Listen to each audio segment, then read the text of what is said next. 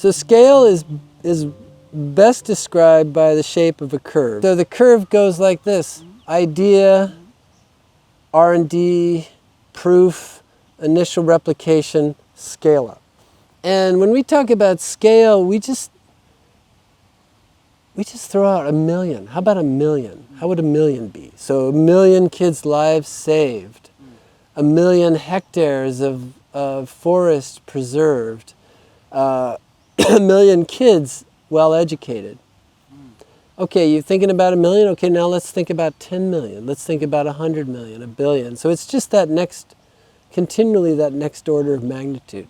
Now, once you have your model, to really refine it, you've got to understand two things. You've got to understand who's going to really do, who's going to really deliver, who's going to really replicate your model at scale, and who's going to pay for it. Where does the revenue come from?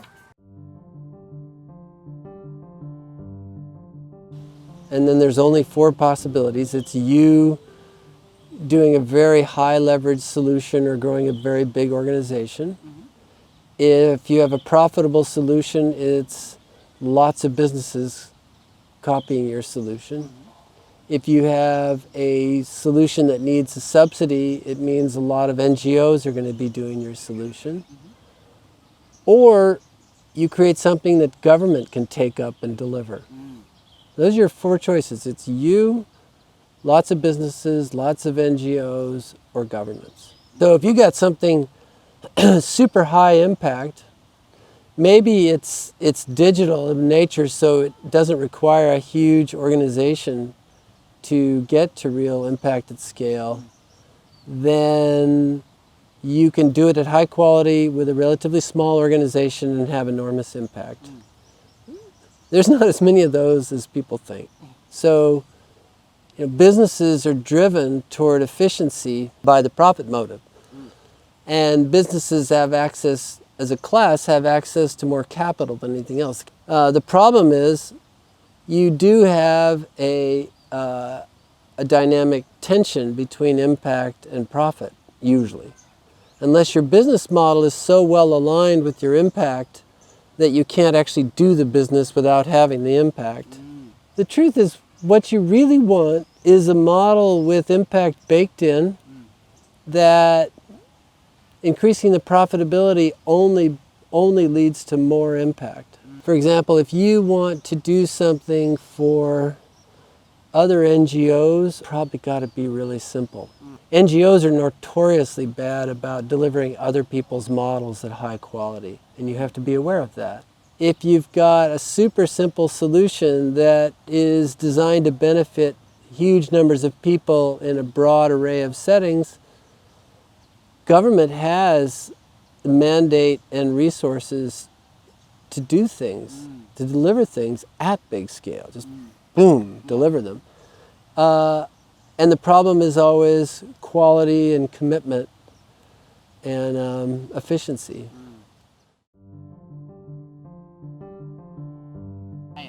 Okay, so somebody really needs to provide the revenue to drive your solution. And again, you only have 4 choices. Customers buying it, government taxes paying for it, big aid, or private philanthropy. And we want to actually design towards one of these 4 options as soon as we can. And each of those has its pros and cons. Let's say you are a social entrepreneur coming up with a great new community health worker model. Your doer at scale is government, because that's the only way to get that into scale at a national level.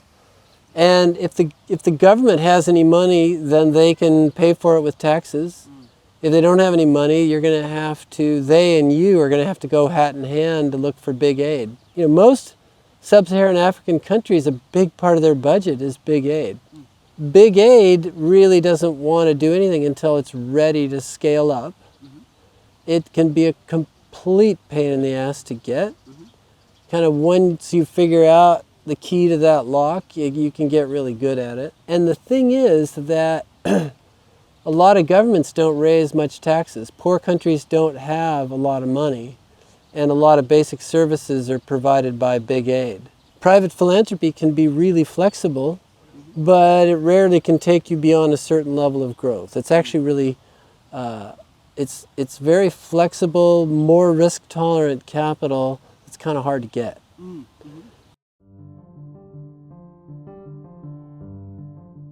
We got a guy, for example, who is doing a forestry company where he grows eucalyptus trees as a cash crop on little poor people's farms all over the place. And so what he's got in effect is a huge tree plantation, but it's dispersed. He gets rich if it works, and he does more of it, and that just means more really poor people making money off growing trees for him. Well, if you're serious about social impact, you don't want to be the only anything unless that actually provides a persuasive road to maximum impact. So the trick in the social sector is, how do you scale via business without trying to close off the market to others in search of maximum profitability? And that's a jujitsu trick that a lot of people just can't get their head around. If you want to make a big change in a large market, scaling via that market in the long term is great. But in a broken market, you're probably going to need like venture philanthropy or grant dollars at the start as an entry point. That actually is the, that's the home run, that's the holy grail.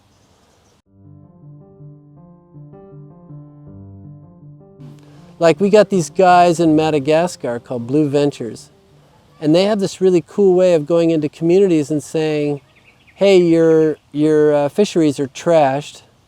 Let us set up a small reserve that won't hurt you in any way. It's just a small no-take zone, a closure, for 3 to 6 months. And say there's a rapidly reproducing species like octopus in there. And they go back after 3 months and the place is teeming. 3 months, 6 months, whatever.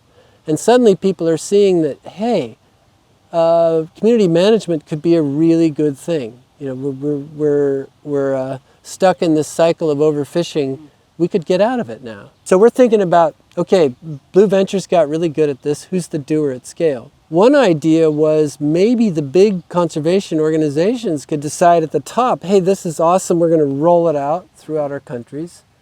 Maybe they had to go work with smaller organizations in the field who are they could really teach directly how to do this.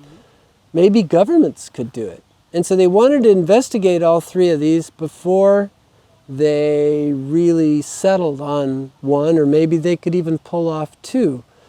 But so in that case, they developed a model that was conceivably scalable, and then tried to figure out who really should be the doer at scale. You are developing and iterating on a model. For it to be truly scalable, your doer has to be able to do it. So the sooner you can understand realistically who your doer is, you can design it so that they can in fact do it. They need to be, in a very real sense, it needs to be designed for them. Okay, let's recap. Who's going to actually do this? You will, by building a big organization. Lots of NGOs might replicate your model. Businesses will do your intervention for you, or government will implement it. Now that's who does it. What about who pays for it? Big options here are customers buy it, taxes from government pay for it, big aid funds it, or private philanthropy funds it. For the Inyanyeri cook stove, the doer is Inyanyeri. They build a business that makes the stoves. The payer is the customer that buys the thing. You don't have to write down like how you're going to execute all this, right? This is design, not strategy. The strategy piece comes later. You're just getting like the key ingredients in place so that you're set up to do it. A lot of people say, well, we don't know yet. You have to at least have an idea, or you don't know who you're designing for. What we tell people is know your doer and your payer as soon as you can. In a very real sense, it needs to be designed for them.